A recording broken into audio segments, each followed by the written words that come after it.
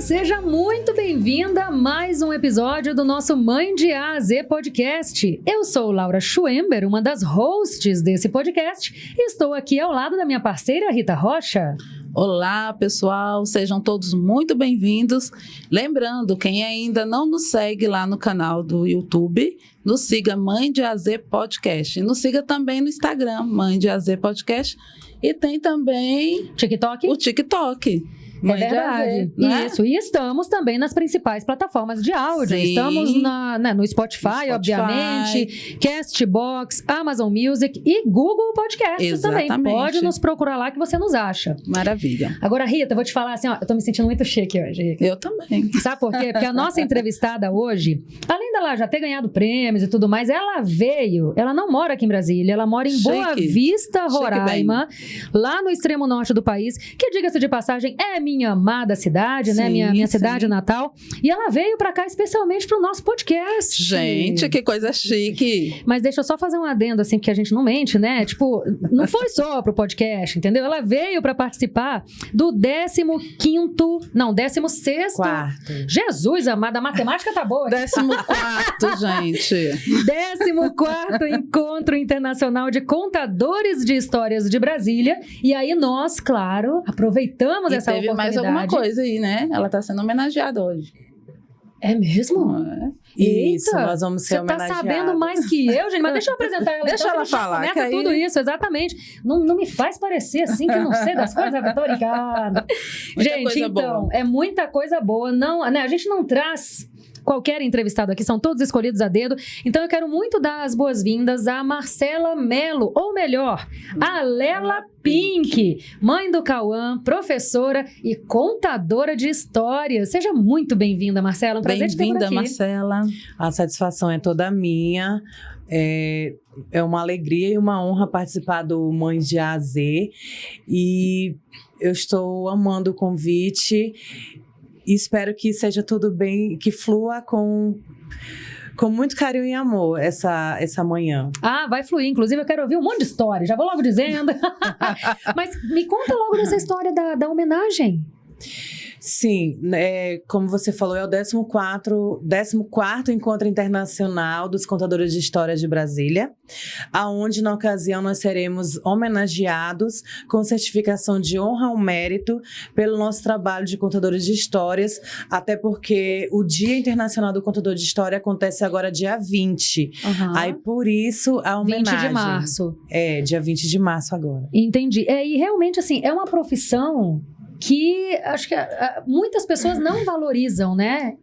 Não valorizam e não sabem que existe a profissão do contador de história, porque o contador de história já se tornou uma profissão, mas muita gente ainda não conhece, não sabe da profissão e... como você falou, acho que por não ter esse entendimento, a gente é muito esquecido. História é uma coisa legal, né? A gente gosta de ouvir histórias, a gente se envolve em livros e tudo mais. Como é que a Lela Pink... Porque a Lela Pink que é a contadora, né? Vamos dar nome aos bois aqui. Não é a Marcela, né? É a Lela Pink. Mas como é que a Lela... personagem, Exato. Né? Como é que a Lela Pink entrou na tua vida, Marcela? A personagem Lela Pink surgiu justamente nas salas de aula, né? Por eu ser educadora, já trabalho aí há uns 23 anos como professora. E quando eu iniciei na educação, hoje eu trabalho com Fundamental 1, mas quando eu iniciei, eu dava aula para educação infantil. E trabalhar com a educação infantil, não tem como você ser uma professora de educação infantil e não incluir a contação de histórias na sala de aula, nas aulas, né, para as crianças.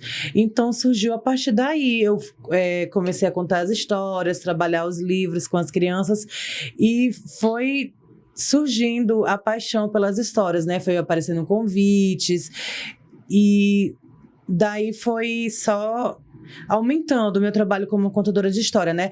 No início não era profissionalmente, era mais um trabalho de sala de aula mesmo, né? Mas aí como eu fui me identificando, eu fui... como é que eu posso falar? Se especializando? Isso, me especializando, aprendendo, procurando ficar cada vez melhor para poder levar mais ludicidade, né? Para a sala de aula. Porque para chamar mais a atenção das crianças. É onde a criança se identifica, se liberta e começa a falar, né? E começa a desenvolver. Isso. Aí tá com uns 5 anos, 8 mais ou menos, que eu comecei profissionalmente. Mas aí quando eu comecei profissionalmente, eu ainda não tinha o nome da personagem. Eu apenas me caracterizava, assim, colocava um óculos diferente, um chapéu diferente, os acessórios, uma roupa que chamasse atenção na hora da contação de histórias. Que nem sempre é preciso a gente ter todos esses adereços. Sim. Porque o contador de histórias é um dom que nasce com a gente, né? Uma habilidade, porque contar a história todos nós contamos, mas uns têm mais habilidade, têm mais dom para isso e outros não. Então, eu comecei a buscar um nome para me apresentar profissionalmente. E da onde surgiu o Lela Pink? O Lela Pink, o Lela veio de Marcela. Que não tem... É porque eu assisti um reality show, que eu não lembro qual foi, na época, muito tempo atrás, que tinha uma Marcela, que era chamada de Lela. E como eu estava no ensino médio, magistério, porque antes de eu fazer a pedagogia, eu fiz o magistério, né? Que é a formação de professores. Sim. Então, quando eu estava no ensino médio, no último ano... No último ano do ensino médio, a gente foi mandar fazer as camisetas de finalista. E aí todo mundo tinha um apelido para colocar, menos eu, era Marcela. Aí, não, tu tem que ter o teu, todo mundo pediu. Aí ficou o Lela. E quando eu entrei no mundo da contação de história, que eu fui procurar um nome para minha personagem, eu sempre gostei do rosa. Aí... eu agreguei o Pink, né? Então ficou o Lela Pink. Você falando, me veio a imagem assim, que a Lela Pink, na verdade, ela foi sendo gerada, né? Mais ou menos como uma gestação mesmo. Sim. Ela foi surgindo ali devagarinho, foi amadurecendo, até ela tá pronta para nascer e se tornar a Lela Pink mesmo, como a gente tem hoje, né? E, Marcela, é interessante porque você já ganhou até um prêmio, Sebrae, não foi? Isso, já venci o prêmio Educação Empreendedora do Sebrae em 2019, como professora de sala de aula, onde eu fiz o projeto Brinquedos da Caixa com as crianças, onde a gente fazia casinhas a partir da caixa de papelão, né? A gente usou aí a sustentabilidade. E essas caixas, eles tiveram aula de empreendedorismo antes de ir para a confecção, antes de colocar a mão na massa, e elas foram realmente vendidas, né? Já que era um projeto para empreendedorismo, elas foram realmente vendidas. Legal. Olha só! E com esse dinheiro, a gente levou as crianças para o cinema. Nossa, que legal. Entendeu? Então, teve todo esse contexto. E aí, com isso, eu consegui vencer esse prêmio de Educação Empreendedora do Sebrae, que foi o primeiro prêmio que eles lançaram na época, em 2019. E eu venci a etapa local e a regional, representando toda a região norte, onde a gente chegou a participar da nacional em Florianópolis, Santa Catarina. Olha só que legal. Agora, olha quantos aprendizados as crianças tiveram apenas com esse projeto. A própria questão da educação financeira, o de você ver todo o processo ali, né? De fazer algo, né? De construção, de construir algo, de fazer algo, de vender e fazer dinheiro a partir desse algo. E com esse dinheiro que foi feito, ter algum retorno, no caso até de lazer para essas crianças. Maravilhoso, né? Realmente, parabéns. Foi exatamente, porque para desenvolver o projeto, foi trabalhado o marketing, né? Que tem que ter a parte do marketing, porque é como se eles estivessem montando uma loja mesmo, né? Aí tinha os que cuidavam do caixa da loja, que mexia com dinheiro. Quantos anos as crianças? Era entre 8 e 9 anos. Olha só. A faixa etária, era 3º ano do Fundamental 1. Não, e a educação financeira devia estar nas escolas, né? Tanto a financeira quanto a emocional, né? Com certeza. As duas coisas, porque está muito ligado, né? Essa questão. A emocional, lá no meu município onde eu trabalho, ela já é trabalhada no... A gente tem um livro lá, um projeto, onde a gente trabalha o emocional das crianças, né? A atenção, o foco das crianças. São as habilidades socioemocionais? Isso. E escola pública, né, Marcela? Isso. Escola pública. Legal. Toda semana a gente tem que trabalhar umas 2 vezes na semana esse projeto com eles em sala de aula. Nossa, vocês vão ver o quanto isso vai fazer diferença no futuro dessas crianças. que é com o livro do Compasso. Eu tava tentando lembrar o nome do livro. Sim, Compasso. Que legal. Legal. E certamente tem história nesse livro, né? Com certeza. Para ajudar na Sim. absorção do conhecimento. Para desenvolver, né? Agora, Marcela, você tem um filho que está hoje com 21 anos, né? E você estava contando pra gente antes da gente entrar no ar que ele cresceu em meio às histórias. Você percebe a influência mesmo, assim, da história na educação, na criação dele? Sim, em alguns momentos a contação de história fez em alguns momentos não, todos, né? Como eu falei, ele cresceu em meio às histórias, mas assim, teve momentos assim que ficaram marcados, né? Um foi que ele foi apresentar um trabalho na escola, eu não sei se ele estava no 4º ano ou era 5º ano, e para apresentar esse trabalho eles tinham que criar uma história. Ele utilizou, eu tinha casinha de fantoche, hoje eu estou fazendo outras, né? Porque assim, com o tempo, a gente compra o material e vai se perdendo, aí tem que ir refazendo, né? Mas aí, então, ele utilizou os fantoches com a casinha de fantoche e eu gravei o vídeo para ele poder gravar a historinha que ele precisou apresentar na escola dele. Então, assim, acabava que ajudava, ele estava ali em meio a isso. E uma outra coisa que aconteceu foi quando ele era bebê, que foi logo que eu me separei do pai dele, porque sou mãe separada, né? Não sei como é que fala. E aí, ele ia fazer 2 anos, ainda não tinha nem 2 anos, só que o pai morava em outro estado e eu em Boa Vista, Roraima. E aí, quando aconteceu essa separação, a criança sente, Sim, né? Muito. A criança sente. E quando eu voltei para casa dos meus pais, eu lembro que teve uns 2, 3 dias que ele chorava muito, muito, muito, muito, muito. E eu não sabia o que fazer para acalmá-lo, não estava entendendo, né, o que era que ele tinha. A gente fica com medo, porque como é muito pequeno, não sabe falar direito. Será que está sentindo alguma dor? O que ele tem? E aí, a reação que eu tive no momento que ali eu já contava histórias, né, já era professora, foi contar uma história para ele. E aí eu digo, será que ele tá sentindo saudade do pai? Então eu comecei a contar uma história, né, da nossa família, do pai dele, mas foi contando tudo assim com um enredo de magia, de personagens, de historinha, e fui falando do pai, coisas boas, porque não é porque não deu certo que eu vou falar mal do pai, pode, né? Até para que aí ele ia crescer com um trauma ali, né? Então eu sempre busquei esse lado, não falar mal do pai, me dar bem com o pai, porque quem não deu certo foi a gente, mas a criança... Verdade. A criança é nossa, né? Então a gente teria que fazer o melhor possível por ele. Verdade. E aí eu fui contando aquela história, gente, ele me olhou e foi parando, e parou. Real isso. Então, realmente, as histórias acalmam, encantam e as crianças prestam atenção. É verdade. E aí a Marcela falou 2 coisas muito importantes que eu, como sempre, vou anotando, né? Porque eu acho legal a gente aprofundar ainda mais. Como é importante realmente a gente ter essa consciência de separar o homem, o marido, do pai. Por mais que este marido possa ter te magoado, te machucado, não tô falando que é o caso da Marcela, tô falando, né, porque é o que acontece, quando a gente tem uma situação muito desafiadora com o parceiro, é normal, nós somos humanos, então é um desafio a gente separar que, opa, esse aqui, beleza, eu tô zangada, tô pé da vida com esse aqui, meu marido, mas eu não posso manchar a imagem do pai, e isso realmente é muito importante para a criança, ou para o adolescente, para o filho de um modo geral.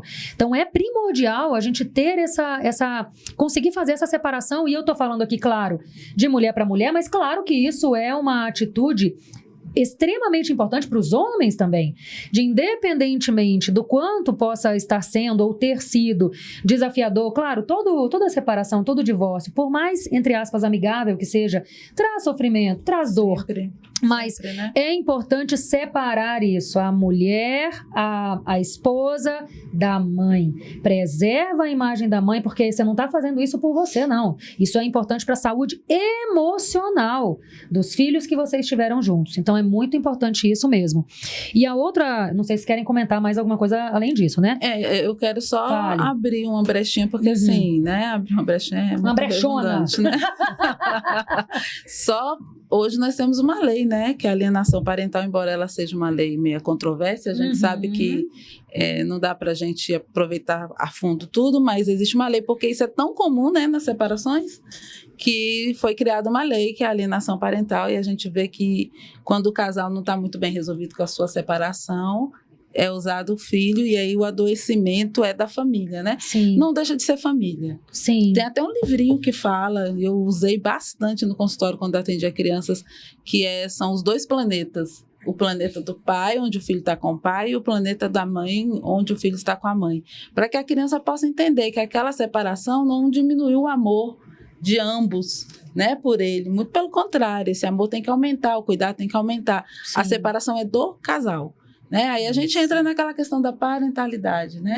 Cada um dentro da sua função na educação dos seus filhos, para que isso não traga adoecimento mental, emocional, psíquico, não só para a criança, não só para o adolescente, mas para toda a família, né? Que vai impactar isso lá no futuro. Só um adendozinho. Não, muito bom e muito importante. Pena que a gente não pode ir mais a fundo antes, senão a gente não sai daqui hoje conversando sobre isso. É muito é muita coisa, exatamente. Mas a outra coisa que ela falou também é justamente a importância da gente usar este recurso, que ele é, de um modo geral, gratuito.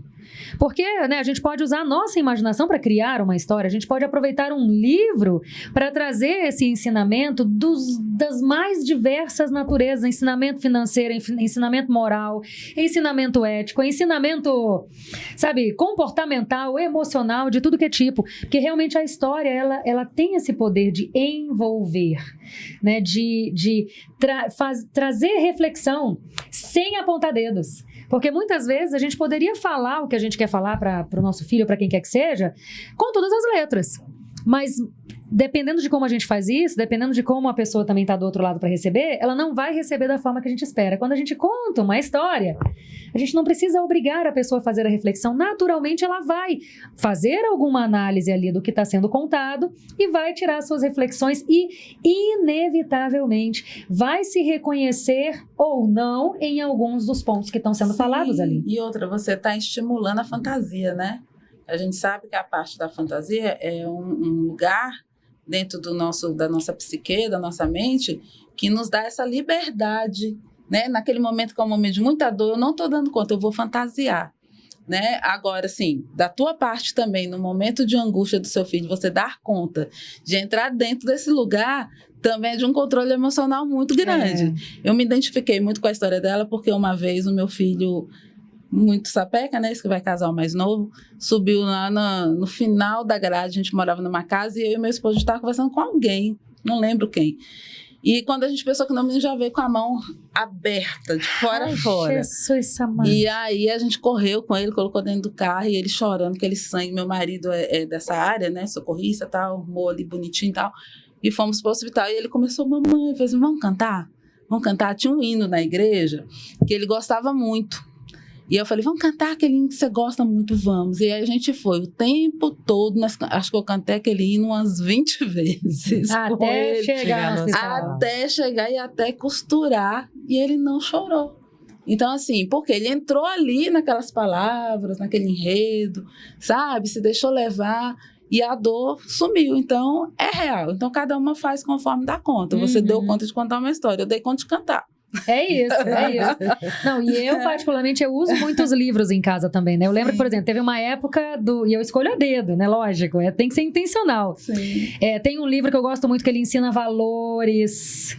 Então, já li ele com os meus filhos umas 2 vezes. E assim, usando histórias, mas com aquele fundo moral. Aí teve uma época, por exemplo, que as crianças estavam com medo. Medo do escuro, medo de não sei o que. Lá fui eu com um livrinho que conta lá a história do medo, não sei o que. Vamos ler. E aí a gente lê e vai, né, justamente trazendo eles vão se identificando, essa reflexão. Né? Total. É muito legal. E a musicalização, a música, ela não tá...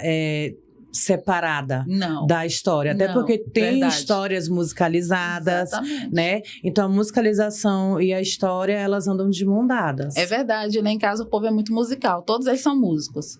Eu tenho lá uma pianista, eu tenho esse violinista, meu marido toca sax, o outro toca clarinete, então lá em casa todo mundo toca alguma coisa, só não eu. E a mais nova. Canto, na hora que o bicho pega, a gente canta. Então, realmente, a música é muito presente. Tanto que tem até uma homenagem que o meu filho fez para mim uma vez. Aí ele fala assim, gente, com palavras eu não sei concluir essa homenagem, mas eu vou tocar aqui no violino uma lição que toda vez que eu tocava, a minha mãe chorava e mandava eu tocar de novo. Vou tocar essa lição. E aí ele toca essa lição, porque realmente é o que representa a família, a música. Então, toda vez que a gente precisa jogar música, vamos cantar? Bora cantar. Que seja uma música do Freddie Mercury, do Pink Floyd, que seja um hino da igreja, a gente vai sempre cantando. Porque é igual você falou, tá muito junto. Mexe com a fantasia, mexe com as emoções, as memórias, né? Sim, total. É muito legal. Muito importante. É mesmo. Agora, você sabia que a Lela Pink, ela tá saindo um pouco, inclusive, só do universo de contação de história, assim, presencial ou online, que você faz também contação de história online, né? Sim, eu tenho um canal no YouTube, só que eu tô deixando o pé cair, tô devendo, né? Que as crianças pedem muito de mim, tia, quando é que você vai colocar vídeo novo?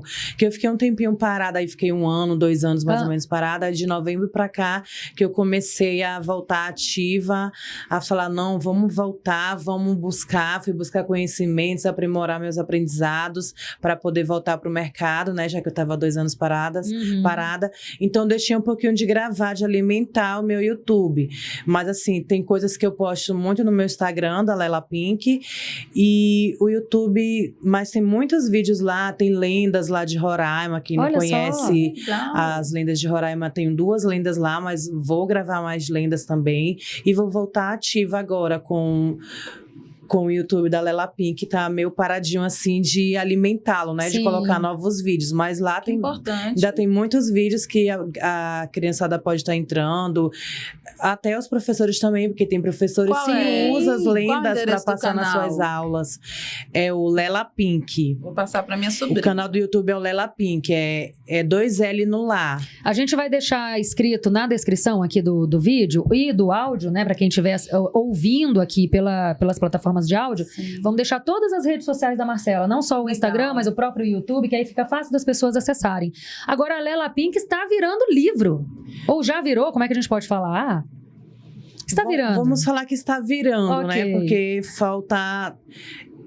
Ele está praticamente pronto, que já está aberta aí a pré-venda do livro nas redes sociais, então, né? Tenho divulgado bastante. Legal. Então, já está aberta a pré-venda, mas assim, o livro físico, ele está com previsão de ser lançado, acho que ainda faltam uns 2 meses para ser lançado o mesmo livro físico. Meados de maio, então? Por aí? Maio ou junho? É, por aí. Ok. E aí, mas quem for adquirindo o seu exemplar, né, na pré-venda, porque são 100 exemplares de primeiro. Então, assim, você comprando a pré-venda, você já vai estar garantindo o seu exemplar, que aí quando for estar liberado aí para venda física, você vai receber na sua residência, porque o preço que nós estamos vendendo já está incluso o frete. Ótimo. E então é pela rede social. Então, a gente deixando o teu Instagram na descrição aqui do áudio ou do vídeo, também a pessoa lá consegue... Lá tem também, eu posto, praticamente todo dia eu posto lá a pré-venda dele. Muito bom. E como é que surgiu a ideia do... As Aventuras de Lela Pink, né? As Aventuras Corajosas de Lela Pink. Isso é muito importante. Que a Lela Pink, ela é corajosa. Isso aí. Surgiu porque, como eu já tenho esse trabalho aí já há mais de 10 anos de contadora de história, eu necessitava, eu tinha o desejo de escrever a minha própria história, né? Ser autora da minha própria história, né? E até tem aí também um ditado que dizem, eu não lembro muito bem citar ele, mas que do ser humano a gente tem que fazer 3 coisas na vida, que é plantar uma árvore, escrever um livro... E ter um filho. E ter um filho. Tu já plantou a árvore? Porque o filho eu sei que já teve, o livro tá aí, a árvore. Árvore, já. Já? Já plantei em aulas eu ia dizer que não, que faltava. Mas já plantei em aulas com os meus alunos há muito tempo atrás. A professora cheguei a plantar árvore, né? Com as crianças. O que o professor não fizer, ninguém fez, gente. O professor faz tudo. E aí eu tinha essa necessidade, esse desejo de ter o meu próprio livro. Que legal. Então eu fui em busca de... Cheguei a fazer vários, tem vários rascunhados lá, né? Mas até que esse saiu do papel, né? De início, eu sonhei ele com mais 2 professores da escola. que uma estava fazendo as ilustrações e o outro estava fazendo a diagramação. Só que eu sofro de ansiedade, eu tenho TAG, né, que é o transtorno de ansiedade generalizada. E aí eu queria muito ver esse livro logo acontecer, então eu ainda ia ter que ir atrás de uma editora. E aí eu findei conversando com eles, porque eu encontrei uma editora que ela já, eu pagando lá o valor X, eu já teria o pacote todo, a diagramação, da ilustração, de tudo, entendeu? Só precisava mandar a história, sinopse e tudo para eles. E aí eu pedi desculpa deles, porque estava demorando um pouco. E nós três somos professores, trabalhamos os 2 horários. Tem os desafios. Então, acho que ia demorar mais. E aí, eu optei por deixar tudo nas mãos da editora, que é a editora Borboletando, que tá fazendo aí, fazendo o meu sonho virar realidade. Que legal, Borboletando. Isso, já gostei, eu amo borboletas, eu amo essa, né, a história da lagarta, borboleta, enfim. Sim. E como é a história do livro, Marcela? Dá pra dar um spoiler, assim? Um spoiler, né? Dá. As Aventuras Corajosas de Lela Pink, eu conto que a Lela Pink, ela se aventurou por reinos das histórias, aonde ela encontrou... Por onde ela chegava, ela encontrava um personagem ou um super-herói das histórias, né? E cada personagem trouxe para Lela Pink uma lição de vida, né? Uma lição que as crianças vão levar para a vida. E então, ela foi aprendendo com eles que a gente pode ser uma pessoa melhor, que a gente não deve contar mentiras. E aí eu não posso falar mais, eu não posso falar muito, não dá tanto spoiler, é tudo bem claro. Mas então, à medida em que a gente vai acompanhando as aventuras corajosas da Lela Pink, a gente vai tendo tudo isso. Vai tendo, inclusive, essas pílulas de valores, né? Que é importante não só para as crianças, obviamente, para todos nós seguirmos, né? Então é o tipo de livro para a gente ler para os nossos filhos ali, talvez antes de dormir, em algum momento ali do dia. Isso, é um livro para ler em casa para os filhos, é um livro para as professoras utilizarem em sala de aula, é um livro que as crianças vão amar ler e com certeza eles vão querer ler só uma vez. E o livro vem bem ilustrado, bem colorido, mostra bem a personagem Lela Pink, que legal. Até porque o rosa já é da Lela Pink. Sim. E antes, quando eu comecei a apresentar, eu usava muito a peruca rosa, né? Só que aí depois eu fui abolindo mais a peruca e deixei mais o cabelo, uso mais natural. Cabelo louro mesmo, porque lá em Roraima, a Laura conhece, é um estado muito quente. Então a peruca... úmido. Ela deixa muito calor e aí embolava muito por conta do calor, né? Que aí a gente conta história, eu não só na hora da contação de história eu canto, eu danço, eu faço brincadeira. Então haja dinheiro para quase toda a apresentação era uma peruca, né? Ave Maria, Senhor. Então eu aboli, deixei o cabelo louro, mas eu já uso o louro da personagem já também há muito tempo. Tanto é que uma vez eu fui visitar uma amiga lá em Boa Vista e a filha dela... Ela falou assim, olha minha filha, que a filha dela sempre me assistia pelo YouTube. Essa aqui é a Lela Pink. Aí ela olhou, eu tava com o meu cabelo amarrado, que são luzes, né? Então a raiz, ela tava bem escura, já tava ficando preto, né? E aí ela olhou pra mim e falou, não. Não é não. Essa não é a Lela Pink. Aí ela disse, minha filha, essa é a Lela Pink que tu assiste no YouTube. Não, mãe, não é a Lela Pink. Por que, Carol, que não é a Lela Pink? Olha aí, Ivone, eu tô falando de ti. Eita, falando dos nomes agora. Olha, aí, por que, Carol, que não é a Lela Pink? Porque a Lela Pink, ela tem um cabelo louro e o cabelo dela é preto, que o louro tava amarrado pra trás, né? Criança tem muito isso, né? Eles têm isso. Na própria escola, quando eu não chego de rosa, as crianças já ficam me cobrando. Tia, por que a senhora não tá vindo de rosa? A senhora, se eu for de preto... Seu guarda-roupa deve ser maravilhoso.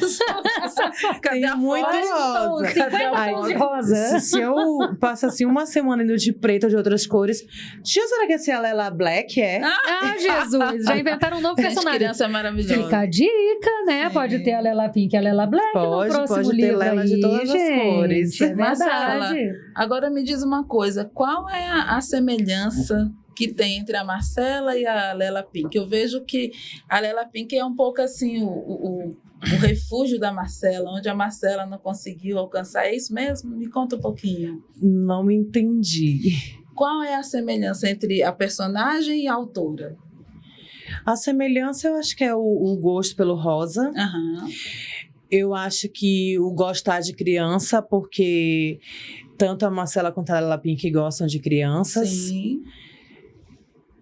Como é que eu posso te responder melhor essa Tem pergunta? alguma coisa lá na Lela Pink que você acha que é mais fácil falar como Lela Pink do que como Marcela?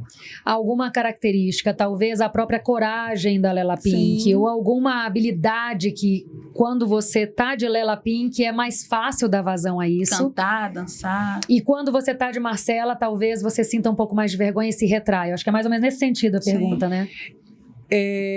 Eu acho que... Ai, eu tô com a resposta na ponta da língua, mas não tô, tá me fugindo a palavra. Aham. Sim. Eu lembrei e esqueci, eu lembrei de novo. Eu acho que eu sou um pouco... Como eu falei, essa parte de gostar de criança, porque Sim. a Marcela também é muito molecona, entendeu? Eu me acho uma pessoa muito... que tem horas que algumas amigas, não vou dizer nem amigas, vou dizer colegas. Colegas, né? Conhecidos. Algumas colegas, elas... Quem me conhece, às vezes diz, ai, Marcela, tu é muito molecona. Por exemplo, eu adoro Xuxa, até hoje, entendeu? Eu gosto sim. de Xuxa, eu gosto de músicas infantis. Legal. Então, enquanto outras pessoas estão ouvindo outras músicas, eu tô ouvindo muita música infantil. É o seu mundo, então. É o meu mundo. Uhum. Então, eu me vejo assim, ainda uma criançona, uma molecona, entendeu? Aí tem gente que fala que eu esqueci de crescer. Até uma vez, uma pessoa falou pra mim que... eu vivia num mundo cor-de-rosa. Eu acho que tu vive lá em cima das nuvens cor-de-rosa. Uhum. E aí eu coloquei isso no meu livro. Eu digo, vivo sim, a gente pode ser o que a gente quiser, a gente pode sonhar o que a gente quiser, a gente pode chegar onde a gente quiser. É isso. Entendeu? E hoje eu sei que isso é verdade, porque muitas coisas já aconteceram na minha vida que eu nunca imaginei, mas que eu sonhava e eu desejava, e eu cheguei e eu consegui. Maravilha. Entendeu? Então, eu coloquei lá no meu livro, aqui a Lela Pink, ela vive em meio às nuvens cor-de-rosa. Sim. Porque eu me sinto assim. Agora, olha só, como Marcela tem um julgamento, como Lela Pink não tem. É. Eu acho que só por isso já traz uma leveza absurda pra Lela Personagem, Pink. né? É um personagem. O personagem geralmente traz leveza, né? Geralmente a gente usa as nossas personas aí para poder trazer uma leveza, talvez de alguma coisa que a gente não identifique, né? Uhum. Mas é muito legal, muito válido, né? Até para criança, porque abre um precedente para criança, para a mãe, né? Como você contou aí a história do seu filho, que você contou uma história para ele num momento difícil, fica esse ensinamento para as mães, porque às vezes a gente não sabe muito como agir, né? Então é por isso que é importante a mãe ler o livro que o filho lê, assistir o desenho que o filho assiste, porque num momento como esse você sabe que tipo de ferramenta você tem para usar. Né? A gente tem que ter essa proximidade, que tipo de música que a criança gosta, né? Porque acaba que isso tudo nos ajuda, nos auxilia em momentos difíceis e em momentos bons também, no momento de lazer. Eu acho que é tão importante você chegar para um filho em qualquer momento da vida e você falar de algo que ele entenda, que ele compartilha, né? Na sua história, na família. E isso hoje em dia parece estar ficando muito raro. Né? Tá. Pra mim é uma terapia contar histórias. Quando eu começo a contar histórias, percebi, por isso que eu te perguntei vai fluindo, isso. Às vezes acontece ainda o nervosismo e tem, assim, quem tá assistindo, às vezes não percebe, né? Porque a gente não pode transparecer. Então, a gente tenta de todas as formas não transparecer, mas às vezes, quando eu vou me apresentar em algum lugar, às vezes eu começo nervosa, dá aquele nervoso, mas depois vai fluindo, leve. Eu vou relaxando, e aí a contação de histórias acaba sendo uma terapia pra mim. Sim. Sim, eu digo que contar histórias foi um dom que eu recebi de Deus, né? Não foram as histórias que me escolheram, não foi eu que escolhi as histórias, foi elas que me escolheram. Sim, e falando sobre isso, sobre dom, Existe um curso de formação? Alguém que queira ser contador de história, que acha que tem essa habilidade ou que queira desenvolver? Tem algum curso? Existe alguma formação? Existe vários cursos, existe pós-graduação em contação de histórias. Uau, pós-graduação? Pós-graduação exclusivamente em contação de histórias, que eu tenho até uma pós em contação de histórias e musicalização na educação infantil. Aí tem vários cursos. Eu mesmo estou com uma oficina de contação de histórias, que é o Baú da Lela, a oficina. Gente, essa mulher é muito ativa. É o Baú da Lela Pink. Contadora de histórias e tá dando curso. É o Baú da Lela Pink. E também agora recente eu montei a minha primeira palestra para levar aí pelo Brasil inteiro, por Roraima inteira, né? Montei a minha primeira palestra que é espalhando. Ai, meu Deus, esqueci o nome da palestra. Mas a palestra, então, tem esse levando amor e espalhando amor com as histórias. Me enrolei. Legal, entendeu? Mas já tenho toda pronta, já fiz a primeira apresentação da palestra.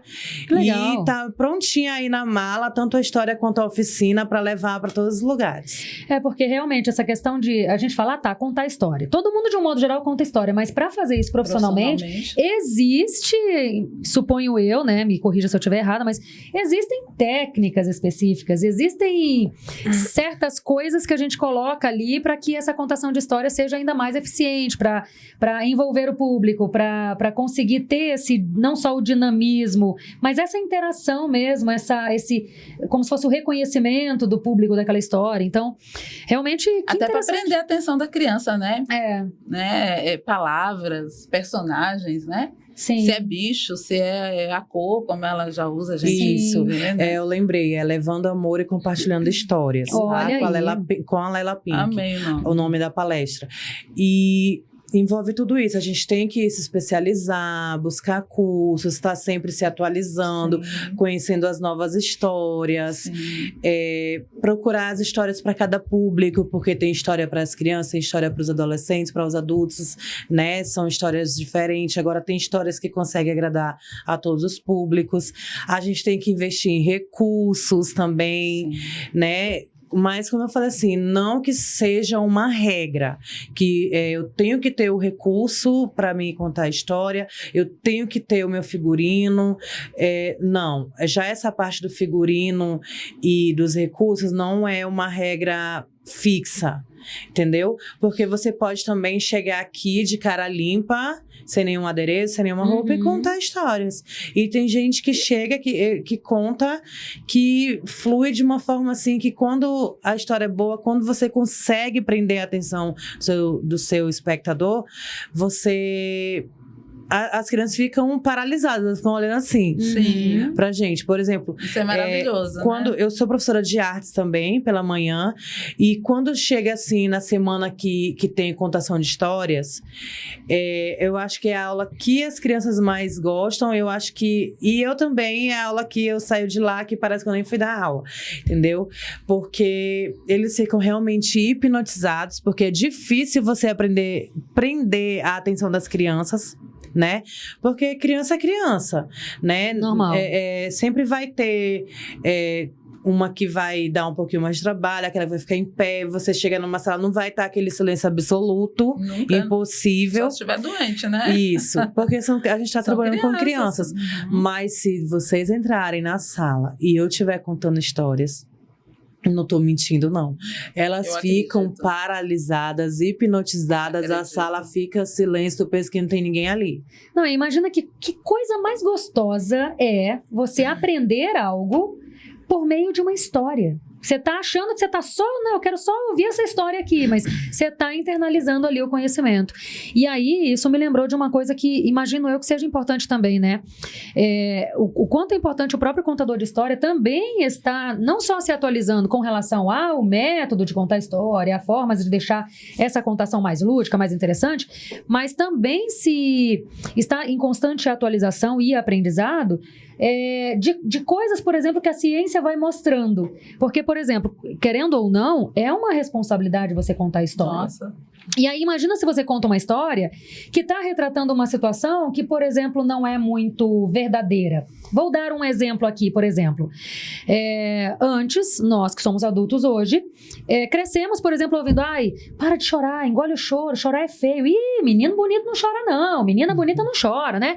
Imagina se tu conta uma história hoje com esse viés. Que mensagem você vai estar passando para as crianças? Que chorar é feio, que chorar é fraqueza, que chorar é errado? E hoje a ciência está aí já mostrando o quanto é importante a gente encarar o choro como não a própria... Exato, um ótimo exemplo, né? A gente cresceu achando que raiva é ruim, ter raiva é feio. Não, raiva é uma emoção básica, todo mundo sente raiva. Exatamente. O problema não é sentir raiva. E o problema não é sentir raiva, o problema é o que a gente faz quando está com raiva. Né, se deixar controlar com a raiva e tudo mais. Então, por isso que me veio essa luz do quanto é importante estar assim atualizado para não contar uma história que vai estar ensinando uma coisa errada, porque muito pertinente. A história ensina.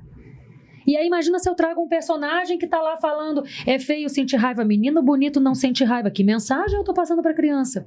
Então é importante até isso, ainda mais quando a gente fala de contação de história infantil para crianças, né, e até para adultos também, né? Não, para adultos também, mas para criança é pior porque ela tem informação. A gente já tem pelo menos algum filtro, né? A gente tem acesso ali a outros conhecimentos, a gente pode buscar esse conhecimento. A criança não vai buscar o conhecimento. Não, ela vai pegar aquela moral da história ali, vai internalizar, e a gente tem que ter muita consciência, muito compromisso com isso, né, Marcela? Isso, aí tem histórias, como você falou, de todas... para todos os públicos, todas as idades e de vários gêneros. Por exemplo, a gente tem histórias acumulativas, tem as fábulas que vêm com lição moral de história, lição para a vida, que é as fábulas, as parábolas. Aí tem as histórias infantis, que são os clássicos. Tem até uma mudança hoje nos clássicos, né? Tem algumas mudanças, né? Isso, tem muita readaptação, o reconto do conto. Exatamente. É o que a Laura está falando, né? Até as fábulas a gente tem visto que estão sendo revisitadas e modeladas para o nosso momento, né? Porque mudou muito conceito, né? Mudou muita coisa, mudou com relação à etnia, mudou com relação a gênero, mudou muita coisa. Né? Quando se via, por exemplo, antes era normal a gente falar cor de pele, para ter uma ideia de uma determinada cor. Hoje em dia, imagina, você tem uma história que tu cita cor de pele, né? Então, pode até citar, mas aí... Mas ensinando, né, esse outro olhar. Então, realmente é preciso ter um cuidado, uma curadoria, né, consciente, muito atualizada, muito delicada, até para decidir as histórias que vão fazer parte do repertório e tudo mais, né? Isso. Mas então, eu acho que a gente pode ir caminhando para o final já. Então, mas eu queria... Você quer mais coisa? Eu queria fazer um pedido para ela, não se constranja. Se você não quiser, não tem problema. Tem alguma historinha que você tem em mente curtinha que você poderia contar para a gente, assim, um pedacinho? Uma curtinha é uma reflexão. Tirilim, tirilim, tirilim. Essa história começa assim. Era uma vez uma corrida de sapinhos. Tinha sapinhos de todos os tamanhos, cores. E tinha um sapinho em meio àqueles que ele era bem franzininho, bem pequenininho, que ninguém dava nada por ele. E quando eles resolveram fazer a corrida de sapinhos, todos os outros sapinhos disseram para ele que ele nem se inscrevesse, porque ele não era de nada, não ia ganhar. Começaram a colocar o sapinho para baixo. Mas o sapinho não respondeu nada. E assim começou a corrida. E tinha aqueles sapinhos mais fortes, aqueles sapinhos mais bonitos, aqueles sapinhos mais espertos, né? Que pelo menos eles se consideravam assim. E aquele sapinho que ninguém dava nada por ele, estava lá no meio da corrida. E aí a torcida, ninguém torcia por ele, torcia contra. Ei, sapinho, sai daí! Ih, você não é de nada! Ei, você não vai vencer! Sapinho, coitado de você! Mas o sapinho continuava a corrida. E quem venceu a corrida? O sapinho venceu a corrida. E quando ele venceu a corrida, todo mundo correu para cima dele, chegou logo os repórteres, e foram perguntar qual era o segredo dele para ele ter vencido aquela corrida. O sapinho olhou para o repórter e ficou... E o repórter perguntou mais uma vez: e aí, sapinho, qual é o seu segredo para ter vencido essa corrida? E ele ficou...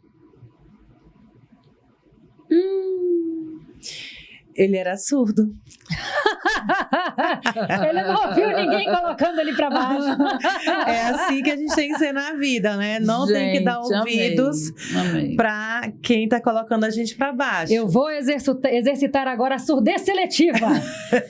Temos que ser sapiens e meus filhos me fazem exercitar isso, o contrário. Eu fico com raiva da surdez seletiva deles, entendeu? Acabei de entender. Olha a importância da reflexão. Laura, começarei então também a exercitar a surdez seletiva. E essa história dá para trabalhar também com bullying, né? Para prevenção de bullying. Que legal. Dá para trabalhar diversos temas. Várias coisas. Eu lembrei do bullying porque a gente está muito nisso, né? Aqui em Brasília a gente está muito com essa causa nas escolas.